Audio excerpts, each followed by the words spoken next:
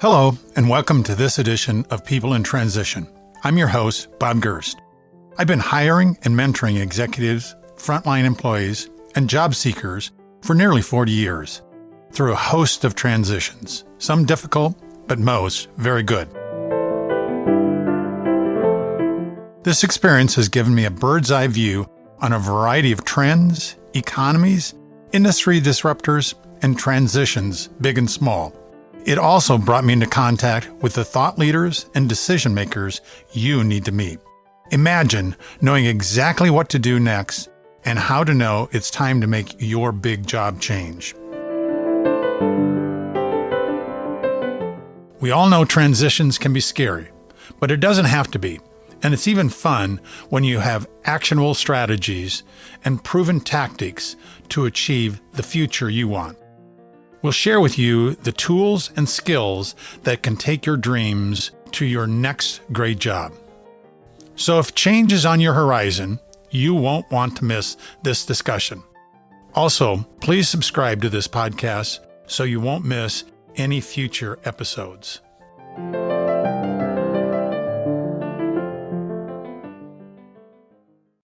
Meredith Stanley, thank you so much for being with us on this episode of People in Transition. I've been looking forward to our discussion for some period of time. Thank you so much for having me, Bob. It's great to be here. Meredith, one of my signature questions that many of my listeners enjoy hearing about, when you were a child, what was it that you thought you wanted to be when you grew up? You know, Bob, I really thought I was going to be a pediatrician, not just a doctor, but a pediatrician. And what were the transition moments that you went through from that time when you were a child and thinking that you were going to be a pediatrician to where you're at today? Well, Bob, I actually went to a career fair and learned a bit about physical therapy and realized that the medical field was not for me when I was probably 15 years old or so, and decided to actually go pursue a bachelor's in chemical engineering. And ultimately, that did not pan out for me either. So ended up with a liberal arts degree thinking I would teach math. And then after getting out of my bachelor's, realized that I needed money to pay for my master's to become a teacher and ended up in sales. And from sales got into more niche sales role, which is really people sales as a recruiter, selling roles to people. So that's why we're here today. During that time, Meredith, you've gone through personally a number of transition moments and a number of times being laid off. And I'd like us to spend some time talking about tips and techniques for people who are laid off. You know, the most recent statistic that I could find, the first 9 months of 2023, over 600,000 people were laid off. If one of our listeners is one of those individuals who's recently been laid off, Meredith, what are the first steps that you think someone should take after they've heard that their job has been eliminated? Yes, great question, Bob. I would highly recommend that they don't panic. I know that this is a very emotional time. They probably weren't expecting to lose a job. They may have daycare that they're paying for, a mortgage, rent. They may not be living close to family or friends. And I would say, take a good 24 hours to just let the dust settle. Working frantically will just lead to bad results too.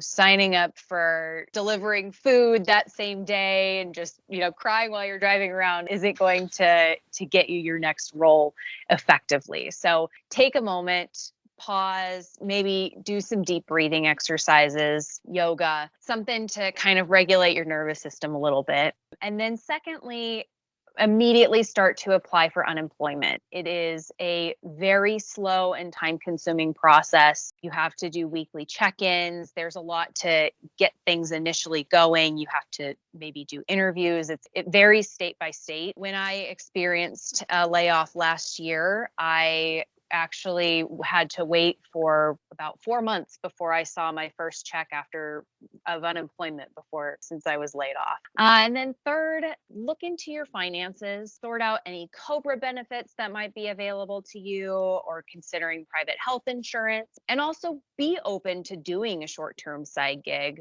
like pet sitting, food delivery, or rideshare. I know I mentioned don't do that same day, but something to kind of soften the blow while you still have time to do your job search is a great way to just have a little bit of extra cash on hand while you're transitioning between your former role and your new role. Meredith, one of the things that I coach my clients after they've found out that their position was eliminated, one of the big emotional hurdles for many of them is that they had historically had a calendar that was jam-packed, and now it's completely open. And that's just a difficult thing to see and deal with. Any coaching that you'd give to someone that experiences that? Yes, I would say take that time to really focus on perfecting how you're going to sell yourself to your next employer. A lot of other things are involved in job seeking, whether that's having conversations with folks in your network, submitting those applications, doing research on companies. Step outside and take a walk. For me, I'm actually based out of Denver, and I was laid off right in the middle of the snowy season. So walking was short stints for myself, but having either if you have a Peloton or a treadmill, walking can really actually help regulate your emotions a little bit better. Doing yoga is a great way, meditation, even just brushing up on maybe some skills that you're looking for in your next role. So that could be taking an online training, watching TED Talks, listening to this podcast, but, really brushing up on maybe some skills that you're looking to. Maybe you want to become a project manager, take some project management certification courses, take time to do things that maybe you hadn't been able to do while you were employed too. For myself, that was actually starting to get more consistent in the gym, which has stuck with me in my next role. So there's lots of things that you can fill your time with effectively instead of sitting and dwelling. That's going to be what really puts you in a bad place to struggle to find your next role. So emotionally, let's say that we have weathered the blow of hearing that our position has been eliminated. Now it's time to start doing some work. And updating your resume is one of the first things that you need to spend some time on. How do you go about that? And how does that resume tie to your LinkedIn or other social media exposures that you have? Yes. So very first thing, if you don't have a resume at all, go online and look up resume templates. There's so many options out there. I've heard of friends even downloading a template from Etsy. There's a lot of tools you can use to just get the format of your resume right and presentable. The second thing is that AI, it's here, people are using it. So lean into those AI tools as a starting place to help draft up your summary and accomplishments. One thing you can actually do is once you have your LinkedIn profile set up, you can just copy and paste all of the information on your LinkedIn profile, go over to an AI tool such as ChatGPT or Google's version Gemini, typing in the words, create a resume based off of this LinkedIn profile, and then paste your LinkedIn profile details there, and it will start to draft something up for you. You can even take an old job description from a previous role you had and have AI create a resume based on that job description.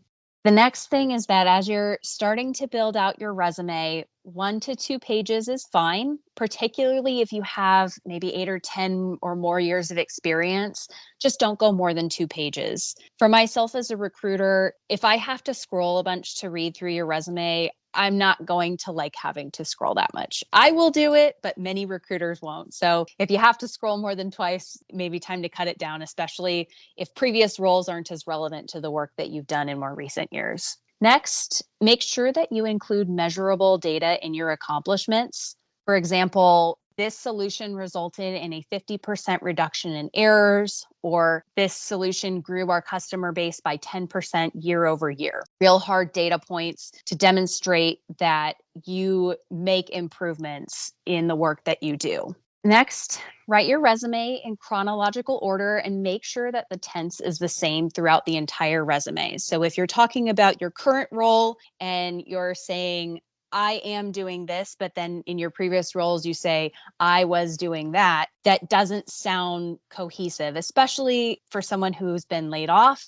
You are no longer in that role either. So just make sure that that sounds the same throughout. Just a small detail, but it does make things a little easier to read for both the recruiters and the hiring managers. Next, make sure that what you put on LinkedIn or Indeed or any other career site matches what's on your resume. There's nothing worse than you having a different job title for your colleagues to see that you were a recruiter, but then you're on your LinkedIn resume, you're saying you're a senior recruiter or a VP of recruiting. It's confusing, and sometimes hiring managers and recruiters will catch this and bypass someone because it's not consistent. And then lastly, run your resume past mentors, colleagues, friends, or family members, all of the above, just to make sure that things sound correct. You've been living in this resume now for probably hours, days, weeks, and things can start to sound a little weird or redundant or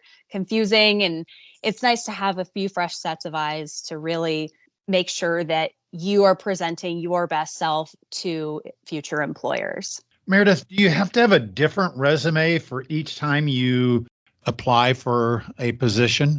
So if you were applying to a role that's similar to the role that you previously held, you can usually keep things the same.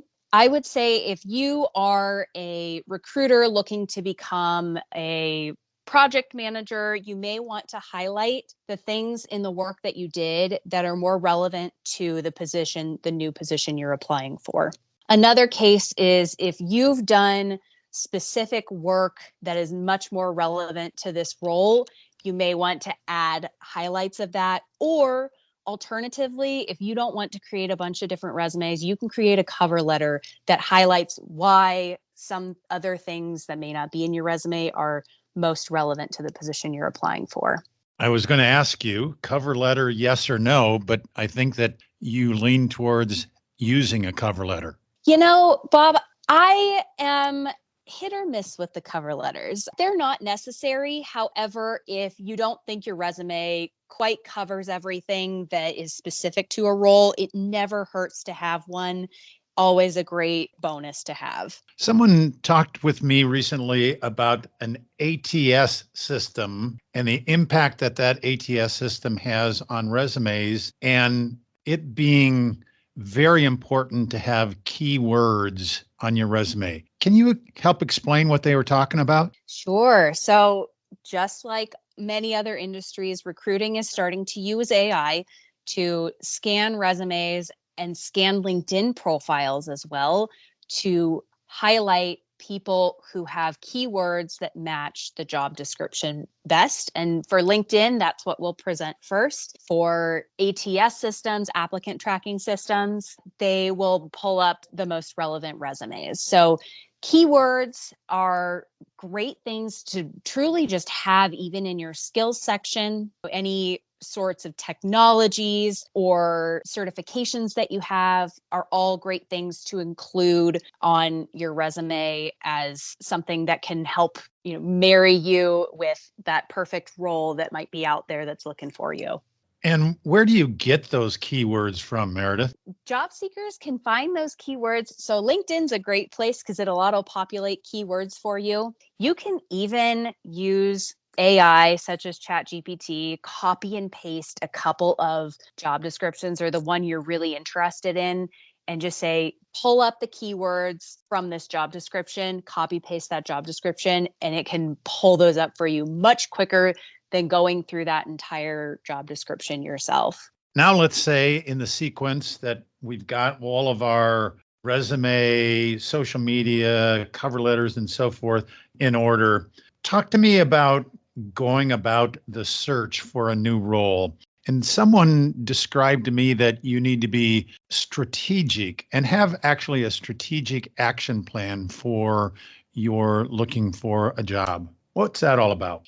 Yes. So have an idea of what you want for your next role. That can be something that, I apologize, I didn't highlight earlier, but that can be something, if you're looking for a career change, even changing industries, that can be something that you can start to plan for to begin your job search. So finding out what companies are in that industry. So if you're wanting to go from tech over to food and beverage, what are going to be the big companies? What location do you want to work from? Do you want to work in office, hybrid, remote? There's a lot of things that you can start to plan for. And you can even highlight that in your resume too. If you've worked remote previously and now you're looking to work hybrid or in office, you can highlight that. Or if you're looking to move locations, you can highlight that in your summary section or at the top of your resume. But in terms of searching for a new role, you're going to want to start to network, get your name out there.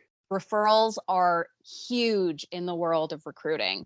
If somebody at the company or somebody maybe who previously worked at the company is willing to back your name up, that right there will get eyes from a hiring manager and or recruiter on your resume. When you're networking and getting your name out there, one thing that was really helpful for me is I made a post on LinkedIn a couple days after the layoff and said, "Hey, network, I was unfortunately impacted by this layoff. If anyone is out there that's willing to refer me to their companies, please let me know. I'm happy to do all of the legwork and search your career site." Bob, I can't tell you how many people, random people from my career that have reached out and said, "Hey, if you want to come and work at my company, I would be more than happy to submit your resume. Let me know what you find." It's really easy for an employee to submit a referral. It's hard for them to know what role you want to work at the company. So don't ask them to find positions for you. Do the work yourself. If you can get those referrals, a lot of companies will pay current employees for referrals. So it's in everyone's best interest to get those referrals first. So that's a great starting point. And what I did is when I heard from my network of people who were willing to refer me, I made a list off to the side, actually in an Excel document of, okay, this is the company, here's a link to their careers page. And I would check that page every single day. So I had probably 20, 25 companies right off the bat that I knew I could get referrals to. Would check those every day. Next, pick a few companies that you specifically are most interested in and also check those career sites daily. So whether you're wanting to work for an Amazon or you want to work for Nestle, start to find those career pages, check them daily. New roles are posted every day. A lot of people are coming and going. Budgets are opening up at different times. So you never know when a new role might become available. Next, also search on other career sites for roles to apply to at places you may not have known about. So places you can find new roles are on LinkedIn, Indeed, Google Careers. There's a tech startup website called Built In. All of those will have filters for you so you can look up the job title that you're looking for. You can filter by location, whether it's on-site, remote, hybrid, if it's part-time or full-time. Also, make sure that you're open to new industries. We're constantly hearing that unemployment rates are low. And it's just that there are other industries out there than maybe what you've been in that might be really eager to hire folks. So keep your eyes peeled for other industries that might not have been on your radar previously. Companies are also starting to return to in-office, a lot of hybrid work. So don't be afraid of that. Don't be afraid of the commute. If you only have to go to the office 2 or 3 days a week, hybrid might be a great option to commute a little bit further since you won't have to be going 5 days a week on that commute. And like I said, I kind of mentioned keeping track of what companies you want to apply to, but also keep track of your applications. A lot of unemployment requirements for filing for unemployment is that you have to actually log the career search work that you've done. So keep track of those applications. I personally actually kept copies of the job descriptions as well, so that I had that information readily available if I had a recruiter call me. But at a minimum, keep track of how much you've applied to. You will be amazed at how much work you can get done, even in a couple hours a day of applying. And it's fun to look back on too, to really see, oh my gosh, look at all of this hard work I did. And here it paid off. It only took me 4 weeks. So that's always really nice to have. And then don't be afraid to search LinkedIn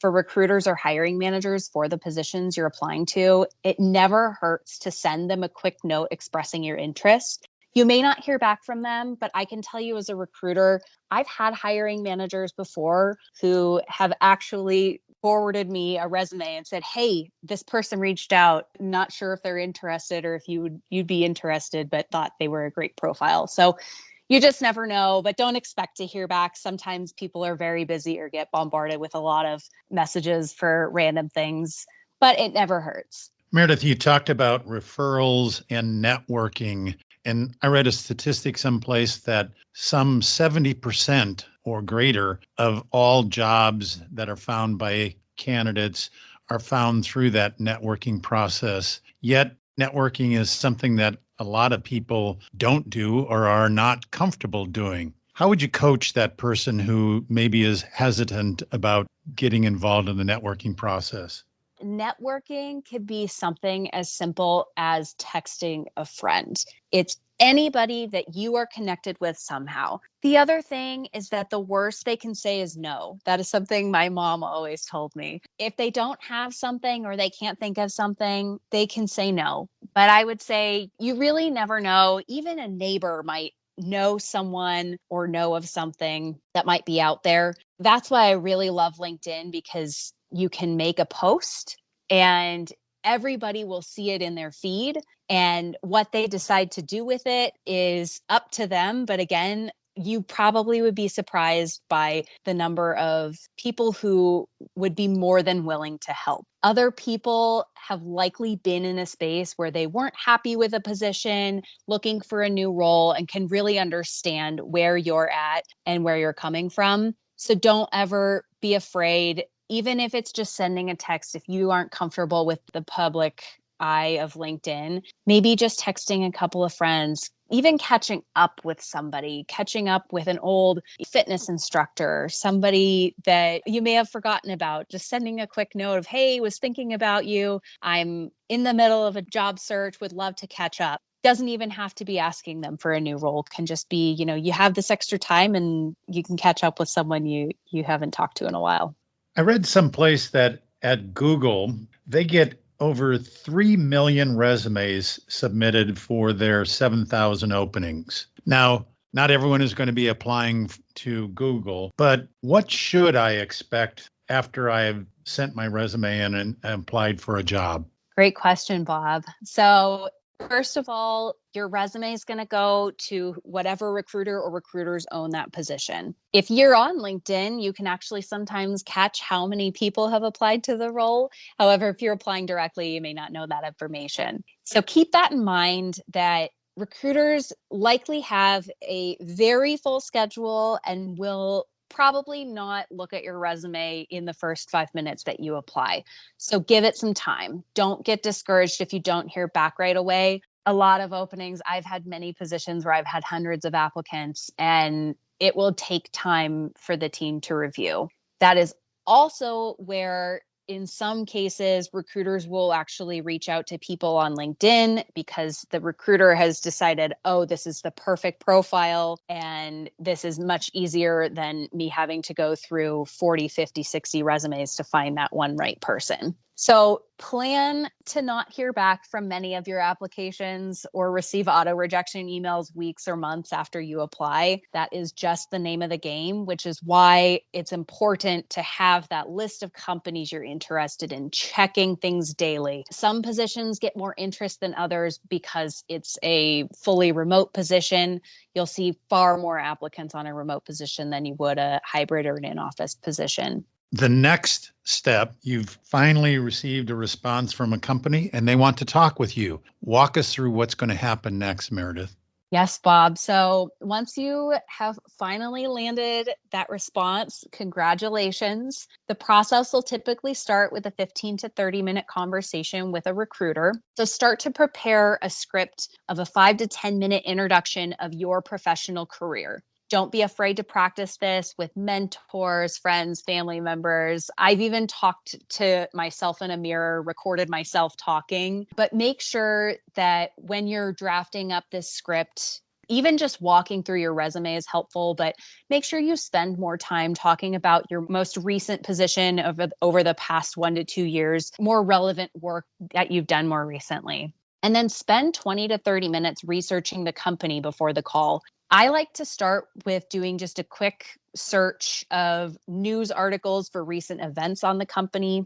Crunchbase is another great website that you can use for company financials. I also will check the company's LinkedIn page for some additional company info, like the size of the company. And then you also checking the company's careers page. The careers page can usually give you a lot of information about even the interview process or some helpful information about the company, their benefits, and their culture. And then come prepared to discuss compensation upfront with your recruiter.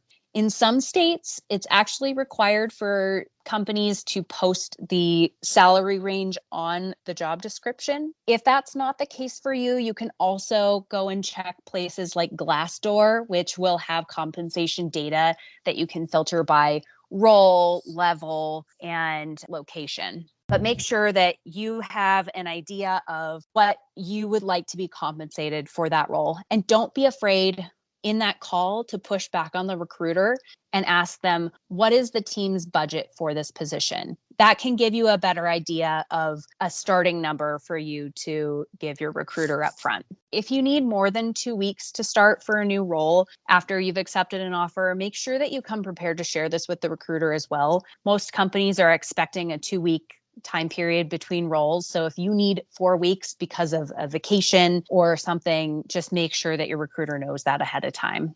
And then lastly, have a list of questions that you would like to ask the recruiter. Some of my favorite ones are, could you share more about the company culture? Can you share more about the team structure? What kinds of opportunities are available to me at this role or at this company? How much travel is involved? How can I be successful in the next step of the process? I really like this question because sometimes recruiters will give you a little more insight into what the hiring manager is like, what they're looking for, what questions they might ask. And then lastly, another question I like is, when can I expect to hear back from you? And don't be afraid to follow up with a recruiter if they don't meet this deadline. They are working very quickly and sometimes things get lost or they may have forgotten to follow up with the hiring manager. So make sure you stay on top of that so that you can move through the process in a timely manner. And Meredith, if I'm through that screening interview and now I go to the next stage, which is oftentimes a more extensive interview, what's going to happen then? Yes. So likely you'll move forward in the interview process. It typically will start with an initial phone interview, but make sure that you understand that interview format, whether it's a phone call, video, or in person, and make sure that you test your technology beforehand. There's nothing worse than joining even a minute late to a Skype interview, and now you've lost a minute of the recruiter's time. Maybe you could have picked up one last piece of information during that call. If you will be visible to your interviewer, make sure you dress appropriately, and you can ask your recruiter if you don't know what appropriate dress is for the company. Next, you'll start to write out a list of significant projects and situations throughout your career. More recent work from the last 1 to 3 years is most applicable here. And when you're starting to think of these stories, you'll want to format them in the STAR method. That stands for situation, task, action result situation is going to be any background information your interviewer is going to need to know to understand what you're going to be talking about. Task is what was the plan that you built in place. Action is how did you execute on that plan? And then result is the key piece of what happened. What was the significance? The team is going to want to both know how you do your best work and how you navigate challenging situations. So think about times where maybe you had a disagreement with a teammate or manager, or times that you took a bad situation and turned it around for the better. I like to come prepared to my interviews with a list of buzzwords of these stories that I want to tell. I'll actually start by writing out my stories in full star method and then kind of condense them down into like quick little buzzwords and have just a list of maybe 10 to 15 stories from my career I want to talk about. And that list will look something like decreased delivery times. And then next to it, I'll actually have the data piece in bold, saved $10,000. That reminds me as I'm talking about my story to bring it home. Don't forget to talk about the result piece. And then you're not racking your brain for, oh, I think I saved this much, or I think this is what happened, so that you can sound intelligent and knowledgeable about the work that you've done. Make sure you're not sharing confidential information. It's kind of a no-brainer, but just be mindful of that. And then always come prepared with more questions for this interview. You're likely talking either with the hiring manager or a teammate that you would be working with. So some good ones that I like are, what is a challenge you face at this company or I will face in this role? This is a really great question for someone who is maybe changing industries too. So you're going from tech into construction. What's going to be different about that? Next question, what is something the team is lacking or doesn't have that you're looking for this person to bring to the table? That opens it up for something that the team is looking for that maybe you've done that you didn't highlight during that interview. If they're looking for someone who is great at calendars, you can say, oh my gosh, I used to be an executive assistant in my former days. Calendars are really my strong suit. Next, what is the performance review process? This is helpful to know that a company does have something in place so that your work is highlighted, kept track of, and that you have a plan to grow your career within the company and get feedback about the work that you do. And then any other specific questions that pertain to the job description that you may not understand. So, for example, I noticed that one of the duties listed in the job description was other projects as needed. Can you share some examples of projects this role has worked on in the past? Then that shows to the hiring manager and the team that you have read the job description, you know what you're talking about and what you're interviewing for. Meredith, any books or other resources that you would recommend to someone who is in transition? Yes, Bob. I would highly recommend using AI, truthfully checking AI. There's a cheat sheet that I've used that hopefully you'll be able to include here that will show prompts that you can use to really help cater your profile and your resume to the jobs that you're seeking. Meredith, we have gone through so much information here this morning. If our listeners only remember 3 things, what are the 3 things that you want them to take away? Yes, Bob. So first, don't panic. You will find a new role. You have worked in other roles previously, and you'll be able to accomplish this. Second, use AI, use the technology that's out there to help make things easier for you through this process. And 3, make sure that you leverage your network. You never know who might have the next thing that you're looking for. Meredith, as I said at the beginning, I knew that this would be an information-packed discussion, and you lived up to that. I want to thank you for your time. I want to thank you for sharing all of the great tips and techniques. And I know that all of our listeners will be able to implement several items after they've listened to this episode. Thank you, Meredith. Thank you so much, Bob.